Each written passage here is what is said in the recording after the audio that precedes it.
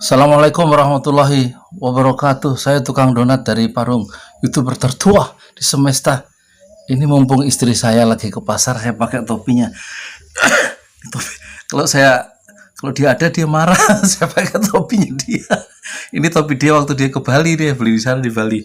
Topi perempuan kan. Iya. Oh iya. Meskipun wajah saya hitam ya, tapi ternyata perlu disyukuri ya. Banyak yang lebih hitam dari saya. Tapi kan nggak apa-apa toh, hitam itu kan eksotik ya.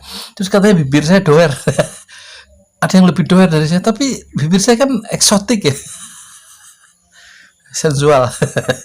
Jadi saya mau bicara ini ya, detik-detik robohnya Istana Jokowi. Itu biasa aja ya, jangan jangan jadi pada sewot apa. Itu istana presiden apa, Soeharto juga rubuh kok setelah 32 tahun. Terus istana Soekarno, istana Soeharto rubuh tuh bulan Mei 98 karena kerusuhan sosial kan. Terus istananya Bung Karno setelah 20 tahun rubuh tuh, nggak ada yang abadi. Nah, istana Jokowi juga rubuh, kita saksikan ya detik-detiknya ya, pelan-pelan. Ini menurut Syahganda dokter 6 bulan kira-kira Agustus rubuh sendiri ya, karena sistemik ya. Strukturnya nggak bisa nampung lagi beban pemerintahnya sendiri ya, karena ambisi-ambisi dalam pengeluaran uang yang jor-joran, utang yang jor-joran, kata Syahganda itu. Jadi saya sudah membaca atau mendengar diskusi-diskusinya Dr. Syahganda di YouTube ya. Dan saya mau ngikuti dia keliling seminar, saya nggak punya duit, lewat YouTube aja kan. Terus saya sudah ngikuti ya program apa, suara pemerintah asli yang diungkapkan oleh setelah corona ini oleh Sri Mulyani. Nggak usah diedit ya, batuknya kita masukin sekalian ya. Sri Mulyani yang di Hotel Ritz-Carlton itu di Jakarta, Hotel Ritz-Carlton ya, yang di daerah nggak pernah lihat ya, saya udah lihat, bagus hotelnya. Itu eksekutif ada 1.000 yang hadir di pertemuan itu, dan saya dengarkan dari awal sampai akhir ya, arah ya kebijakan-kebijakan pemerintah yang menyengsarakan rakyatnya itu menurut saya dan menurut para pengamat. Saya ngikutin pengamat, dan saya sudah lihat YouTube-nya ini ya, Rizal Ramli, kemudian Rocky Gerung ya. Mereka kuat dengan data-data itu ya, data-data yang bisa mematahkan ya argumen atau kebijakan-kebijakan yang menurut mereka itu salah gitu loh. Terus kalau saya sih, istana Jokowi pasti berlalu ya, nggak ada yang abadi kan. Kenapa sih masalahnya detik-detik robohnya istana Jokowi sewot amat? Saya aja nggak sewot, biasa aja itu ya.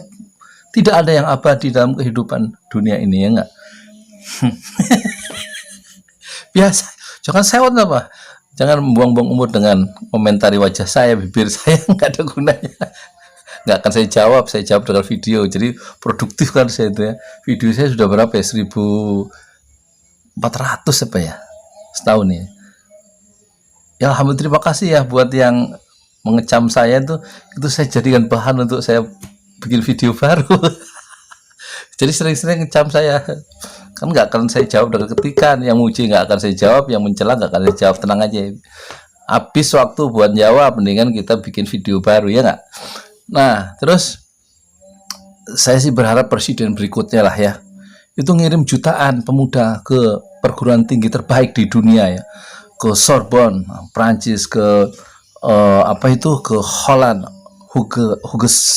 Hogeschool van Utrecht di Belanda misalnya, atau ke mana lagi, ke Israel kalau perlu itu ya, bersekolah istilahnya, nuntut ilmu. Negeri Yahudi kan nggak apa-apa, orang selama ini kita belajar ke negeri orang kafir, Amerika, Canberra juga nggak apa-apa. Kalau belajar Islam baru ke Madinah, Mekah.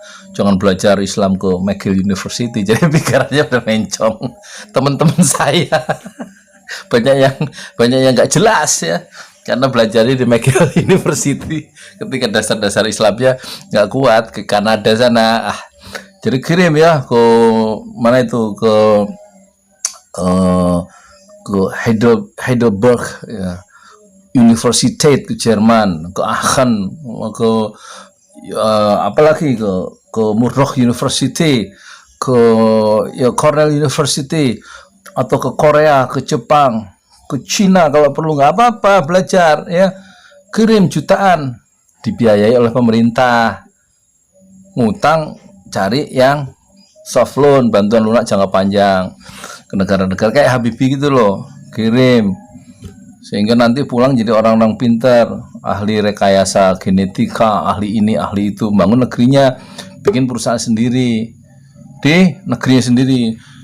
Jangan ya kerja sama perusahaan milik orang lain. Gimana sih orang Indonesia?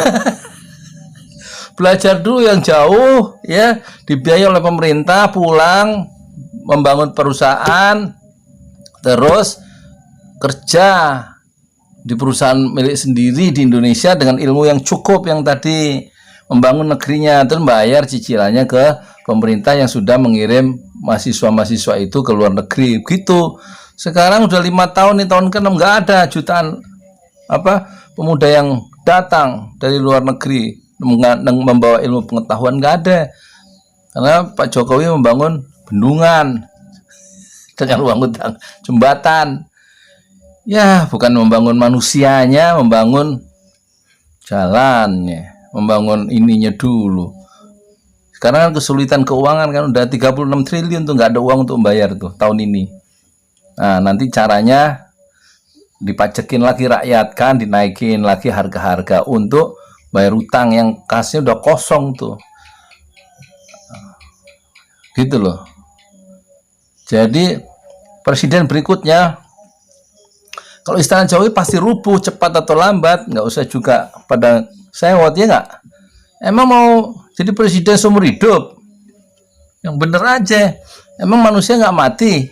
Yang bener aja itu. Pikir apa pakai otak sedikit ya. Istana Jokowi pasti rubuh, itu metafor. Jangan juga dibayangkan rubuhnya itu istananya ambruk gitu. Kekuasaannya berganti. Bodoh amat sih memahami kata-kata metafora dari tukang donat. Tukang donatnya ngerti itu. Dimarahin ini sekali-sekali ya. Nah, dipersiapkan setelah kekuasaan itu berakhir tuh harus ada program yang lebih menantang secara intelektual gitu loh. Bagaimana Indonesia itu menjadi unggul. Sekarang kita aja impor dari Cina itu 40 miliar dolar. Kita selalu tekor tuh. Semuanya impor sih dari situ ya. Segala impor. Emang buah nggak bisa nanam sendiri. Beras nggak bisa nanam sendiri. Karena nggak ada kemauan politik. Bahasa kerennya nggak ada politik will dari pemerintah untuk menjadi bangsa mandiri.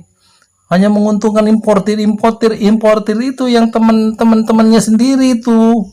Yang orang-orang politik itu dapat fee 1 ton berapa, nah itu kali ribuan ton. Jadi mereka itu pedagang-pedagang itu loh, nggak mikirin bangsanya, mikirin kantongnya sendiri. Siapa? Cari sendiri siapa dia, semua orang juga tahu. Cari lewat mulut para pengamat itu, yang pengamat biasanya melakukan maintenance distance ya, penjagaan jarak terhadap kekuasaan. Ya kita harapkan presiden masa depan siapapun, kita mengembangkan anak-anak muda berilmu, pengetahuan modern dengan cara mengirimkan jutaan mereka ke Korea, Cina, ke Taiwan, ke Jerman, ke Prancis, ke Finlandia, ke Australia, ke Singapura, ke Malaysia, ke Mekah, Madinah, Aljazair, Maroko. Kuasai ilmu pengetahuan di seluruh perguruan tinggi terbaik di dunia, dibiayai oleh pemerintah dengan soft loan dan dibayar oleh anak-anak muda yang kembali lagi itu untuk membangun Indonesia Raya. Kalau saya bilang Indonesia Raya nggak usah pakai Gerindra deh, saya bukan orang Gerindra ya, sorry. Maksudnya Indonesia yang maju, unggul ya, dan berwibawa gitu. Dengan ilmu pengetahuan ya, insya Allah kita bisa menjadi bangsa unggul.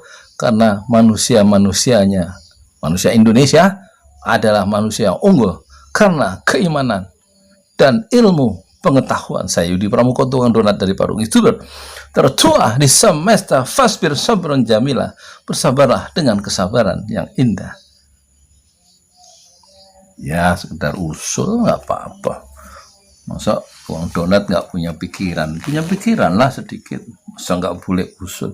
Bolehlah usul sedikit. Usul, nggak usah sewot. Masih ingat baju biru ini?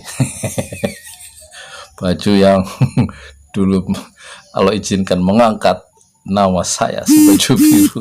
zaman kampanye. Tutup lagi ya.